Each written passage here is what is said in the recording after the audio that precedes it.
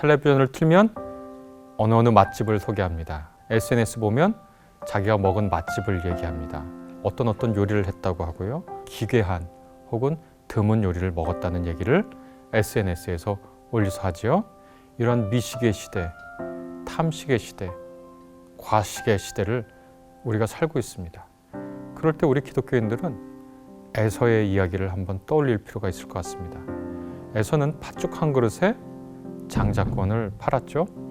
누군가 먹방을 하는데 거기에 빠져있다고 죄라고 부를 수는 없어요. 저 사람은 막 미식하는 사람 죄인 이렇게 부를 수는 없어요. 그러나 진지한 신앙으로 성찰할 때 우리가 음식을 어떻게 대해야 되는지는 생각해 봐야 합니다. 그것은 인생을 꾹꾹 눌러 사는 거예요. 그냥 대충 사는 게 아니라.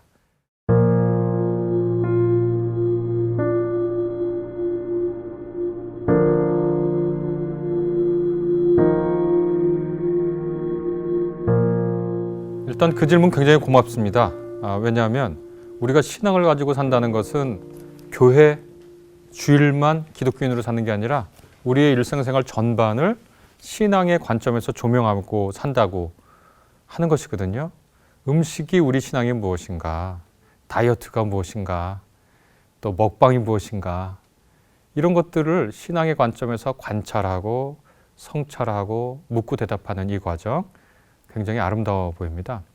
그것을 아디아포라라고 도덕이 행하라고 명령한 것도 아니고 그렇다고 금지한 것도 아닌, 그러니까 신앙의 입장에서 보면 신앙의 본질적인 것이 아니기 때문에 자기 신앙 양심에 따라서 이렇게 할 수도 있고 저렇게 할 수도 있고, 그래서 누가 이런 선택을 했다고 비난하거나 누가 저런 선택을 했다고 정죄하지 않는 그런 것이 바로 이제 음식에 관한 것일 텐데요.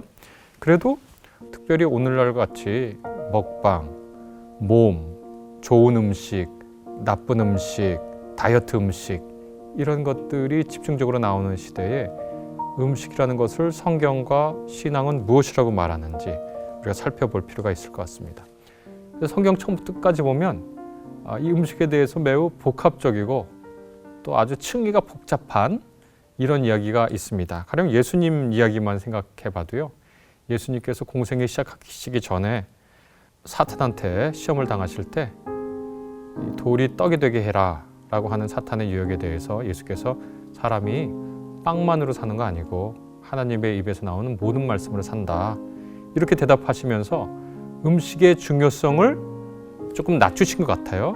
그런데 이후 성만찬 제정하실 때 빵을 들어서 이것은 내 살이다, 또 포도주를 들어서 이것은 내 피다 이렇게 말씀하시고, 요한복음서에 보면 나는 생명의 빵이다 이렇게 음식으로 스스로를 은유하시기도 하시죠. 그래서 성경에서 음식을 어떻게 얘기하는지 제가 짧은 시간이지만 하나하나 조금 살펴보려고 합니다. 음식은 창세기 1장에 보면 하나님께서 사람과 동물에게 음식을 제공하신 분으로 나옵니다. 창세기 1장 29절부터 30절 보면 내가 온 땅 위에 있는 씨 맺는 모든 채소와 씨 있는 열매를 맺는 모든 나무를 너희에게 준다. 이것들이 너희의 먹거리가 될 것이다. 또 땅의 모든 짐승과 공중의 모든 새와 땅 위에 사는 모든 것, 곧 생명을 지닌 모든 것에게도 모든 푸른 풀을 먹거리로 준다. 하나님께서는 인간과 동물에게 음식을 공급하시는 분이시고, 처음에 창조하신 후에 우리에게 공급하신 음식은 식물이죠. 풀과 나무 열매와 모든 채소죠. 이후 에덴에서 쫓겨난 인류는 타락 이후에 홍수 사건을 맞이하게 되고요. 홍수 이후 노아에게 하나님께서는 이렇게 또 말씀하십니다. 땅에 사는 모든 짐승과 공중에서 나는 모든 새와 땅 위를 기어다니는 모든 것과 바다에 사는 모든 물고기가 너희를 두려워하며 너희를 무서워할 것이다. 내가 이것들을 다 너희 손에 맡긴다. 이렇게 말씀하시고는 살아 움직이는 모든 것이 너희의 먹거리가 될 것이다. 내가 전에 푸른 채소를 너희에게 먹거리로 준 것 같이 내가 이것들도 다 너희에게 준다. 하나님께서 동물을 우리에게 먹거리로 주신다고 한 거예요. 그러니까 노아 이후에 육식이 허용됩니다. 그런데요, 살아있는 동물을 우리에게 음식으로 허용하셨지만 반드시 윤리와 규정이 있다고 하는 것인데 4절부터 그것이 이어집니다. 그러나 고기를 먹을 때에 피가 있는 채로 먹지는 말아라. 피에는 생명이 있다. 생명이 있는 피를 흘리게 하는 자는 내가 반드시 보복하겠다. 피가 있는 채로, 피를 흘리는 채로 먹어서는 안 된다라고 말씀하시죠. 이 피라고 하는 것은 고대 근동 사람들에게 생명을 주는 그 자체입니다. 그러니까 생명력을 주는 그것 자체를 취하려고 하는 태도. 다시 말해서 어떤 동물들을 완전히 내 음식으로만 생각해서 그것들의 생명이 어떻게 되든 상관하지 않는 태도, 이런 태도는 하나님이 우리가 비록 그것을 음식으로 허용하셨지만 우리에게 허용된 것은 아닙니다. 고대인들에게 이렇게 피를 빼는 작업, 피를 말리는 작업이죠. 이것은 이 피에 생명력이 있기 때문에 그 피를 빼는 작업을 통해서 하나님께 그 생명을 돌려보내는 그런 의미였어요. 그리고 이것은 유목민들에게 있는 아주 중요한 문화였어요. 최근에 제가 한 다큐멘터리를 봤는데 몽골 유목민들에게도 고스란히 있더라고요. 이분들은 어떤 형태로 나타나냐면 양을 잡으면 양의 피가 있죠. 그럼 양의 피 일부를 떼서 이 양을 음식으로 삼기 전에 먼저 하늘로 던지면서 신에게 이 무고한 생명의 희생을 통해서 우리가 음식을 먹게 됐으니 신에게 신고를 하고 동시에 이 동물에게도 감사의 표시를 하는 것이다. 이렇게 얘기하는데 이것이 비록 성경 밖에 있는 이야기지만 우리가 음식을 먹기 위해서 어떤 살아있는 생명을 희생할 때 개걸스럽게 그 살에, 그 내장에 그 피를 탐하는 그런 존재가 아니라 예의를 갖추는 거예요. 이 생명을 허락하신 하나님의 존재를 기억하고 음식이 되는 이 생명체, 뭐 소나 양이나 이런 것들의 생명 또 희생도 동시에 생각하라고 말씀하시는 게 음식을 향한 하나님의 뜻이라고 얘기할 수 있겠습니다. 그래서 이 음식과 관련돼서 우리가 주의해야 할 여러 사안들이 성경에 나와 있는데 금기도, 아주 강한 금기도 바로 이 음식과 연결되어 있습니다. 생각해 보세요. 인류의 타락 이야기를 하는 선악과 사건 말이죠. 선과 악을 알게 하는 나무의 실과를 따먹은 거예요. 그러니까 우리 인류의 타락이 무엇을 먹은 것과 관련이 있죠. 그리고 또 제가 맨 처음에 얘기했지만 사탄의 유혹도 먹는 것과 관련이 되어 있습니다. 그래서 교회 역사 전반을 보면 이렇게 먹는 것과 관련된 금기 혹은 주의 혹은 강력한 경고가 교회 역사 내내 전반적으로 내려오고 있습니다. 그래서 중세시대 내내 칠죄종이라는 것이 있었는데요. 칠죄종은 죽음에 이르게 하는 7가지 거대한 죄악을 칠죄종이라고 하는데 그 중에 바로 탐식이 들어가 있습니다. 그래서 이 탐식을 그리는 화가들이 있는데 제가 여러분에게 2가지 그림을 갖고 왔습니다. 하나는 히에로니무스 보쉬가 그린 칠죄종인데요. 거기에 탐식 그림이 있습니다. 여러분 한번 보십시오. 탐식입니까? 오늘날의 기준으로? 참 개걸스럽게 먹고 있는 사람들을 그렸는데요.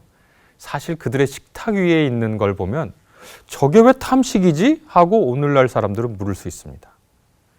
중세 사람들에겐 탐식인데 우리가 볼 때는 평범한 식탁이니까요.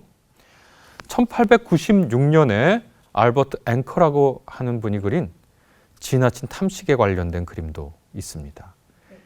불과 110년 전이잖아요. 120년 전인데 이게 탐식이라고 얘기하는 거예요. 놀랍지 않습니까? 어떻게 보면 우리가 뭐 오늘 회식할까? 할 때 먹는 그 식탁보다 굉장히 초라한데 당시에는 이것이 탐식으로 고발될 정도의 식탁이었다는 거예요. 이걸 비춰보면 우리가 지금 먹고 있는 이 음식의 풍요로움과 또 음식에 대한 우리의 집착이 어떤 것인지를 알 수가 있습니다.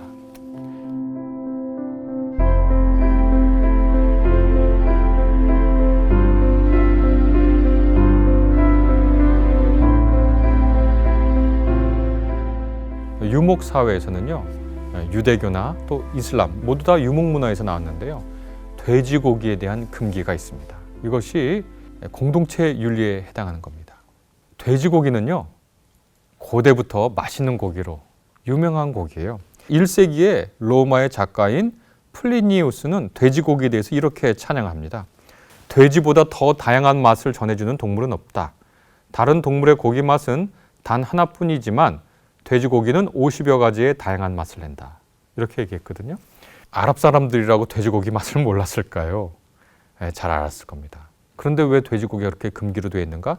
여러 이유가 있을 거예요. 그러나 생태적으로, 경제적으로 보면 돼지고기를 금한 이유를 우리가 짐작할 수 있습니다. 유목민들이 주로 치는 양이나 소, 낙타 이런 것들은 인간하고 먹을거리가 겹치지 않습니다. 그런데요, 돼지는요, 인간하고 먹을거리가 겹칩니다. 돼지는요, 풀과 같은 것만 먹고 살지는 않습니다. 자, 그러면 생각해 봅시다. 돼지를 키운다고 하는 것은 인간이 먹는 것을 일부 가져가다가 돼지를 키우는 거예요. 그러면 그렇게 유목생활을 할 때 생산력이 낮은 사회에서 누군가 돼지고기를 먹고 싶다고 할 때 돼지를 키우면은요, 사람에게 돌아가야 할 음식의 양을 사람에게 주지 않고 돼지에게 주는 거예요.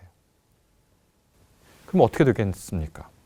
어떤 부자가 돼지고기를 먹기 위해서 가난한 사람에게 돌아갈 수 있는 음식의 기회를 돼지에게 주는 거겠죠.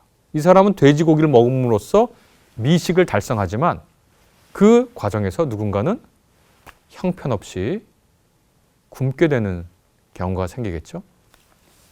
오늘날 고기에 대한 과도한 탐욕 많은 사람들이 걱정하고 있습니다.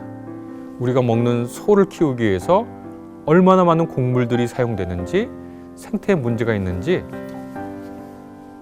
고발하고 있는 시점이죠. 이렇게 성서에서는 아까 말한 하나님 무엇인가를 먹을 때 하나님을 향한 기업과 윤리, 그 희생되는 동물을 향한 윤리, 그 다음에 인간 공동체를 향한 윤리를 동시에 생각하라고 우리에게 촉구하고 있다. 이렇게 말씀드릴 수 있겠습니다. 그리고 이렇게 하나님께 감사하고 하나님의 인도를 축하하고 기뻐하고 우리 같이 만나서 주님의 은혜를 나누고 그 와중에 하나님을 향한 윤리, 인간 공동체를 향한 윤리, 희생되는 동물을 향한 윤리를 생각하는 그 과정은 아마 엠마오의 식탁처럼 누가 이 식탁의 주인인지, 이 식탁에서 누가 배려를 받아야 하는지, 이 식탁에 올라오는 여러 음식들이 우리에게 어떠한 태도를 촉구하는지를 생각하는 시간이, 그런 장소가 될 수 있을 걸로 저는 생각합니다. 네. 음식은 단순히 우리가 먹고 마시고 즐기는, 탐식하고 미식하는 그러한 공간이 아닙니다. 이 음식을 먹는 이 공간은 이 식탁의 주인이 누구인지를, 이 식탁에서 이루어져야 할 윤리가 무엇인지를, 이 식탁에서 확인해야 할 신앙의 진실이 무엇인지를 확인하는 장소겠죠. 그래서 음식을 먹는 사람들은 그 음식이 부족하지 않게, 영양이 부족하지 않게 공급돼야 될 거고요. 음식을 생산하는 사람들은 착취적이지 않은 태도를 지켜야 할 겁니다. 동물에 대해서도 그렇고요.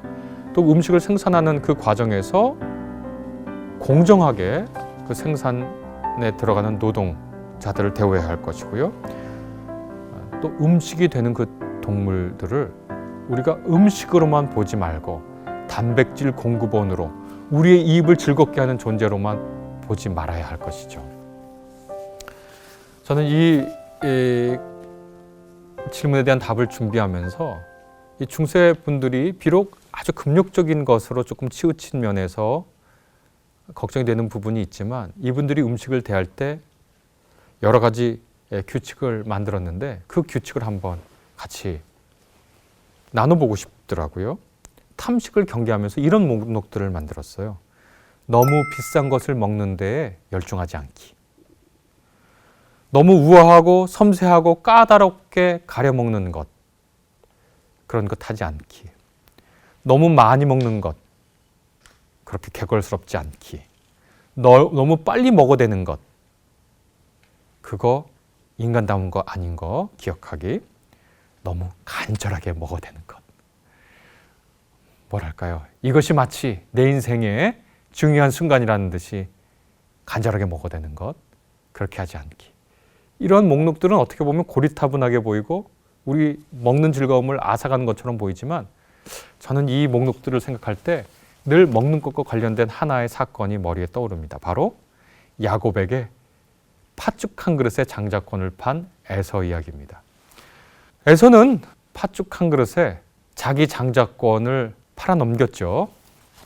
자기의 장자권이 얼마나 귀중한지 농담으로도 장난으로도 할 수 없는 것인데 그 당시에 자기에게 주어졌던 배고픔 때문에 더 중요한 것이 무엇인지를 잊은 거죠. 오늘날 우리가 사는 매체 환경을 한번 보면은요, 텔레비전을 틀면 어느 맛집을 소개합니다. SNS 보면 자기가 먹은 맛집을 얘기합니다. 어떤 기괴한 혹은 드문 요리를 먹었다는 얘기를 SNS에서 올려서 하지요. 이런 미식의 시대, 탐식의 시대, 과식의 시대를 우리가 살고 있습니다. 그럴 때 우리 기독교인들은 에서의 이야기를 한번 떠올릴 필요가 있을 것 같습니다. 에서는 팥죽 한 그릇에 장자권을 팔았죠. 기독교인들도 오늘날 이 시대를 살면서 우리의 관심과 또 우리의 주의 집중력이 음식에 가 있지는 않는가 한번 돌이켜 볼 필요가 있습니다. 팥죽을 즐기는 게 죄가 아닙니다. 그러나 우리가 이미 얘기했듯이 이 시대를 산다는 것, 그다음에 우리가 신앙을 가지고 산다는 것은 우리가 에서가 자기의 장자권에 집중했듯이 그리스도인으로서의 책임과 권리와 의무와 신앙의 아름다움을 놓치지 않는다는 것이거든요. 그래서 저는 오늘날의 시대는 저희 선생님께서 가르쳐 주셨던 대로 이 풍요의 시대에는 주기도문을 다른 방식으로 기도해야 하지 않는가, 그 생각에 동의합니다. 오늘 우리에게 일용할 양식을 주옵소서라고 하는 주기도문이 있는데 오늘 우리에게 일용할 배고픔을 주옵소서라고 하는 것이 주기도문의 본 뜻을 잘 살리는 것이 아닌가, 이렇게 반문하셨는데요. 참 옳은 말씀 같습니다. 영의 굶주림, 장자권에 집중하는 우리의 주의 집중력, 그래서 온갖 맛집 정보가 우리의 관심을 흐트러뜨릴 때 우리는 하나님을 향한 일용할 배고픔을 기억하는 사람들이다, 이렇게 말씀드릴 수 있습니다.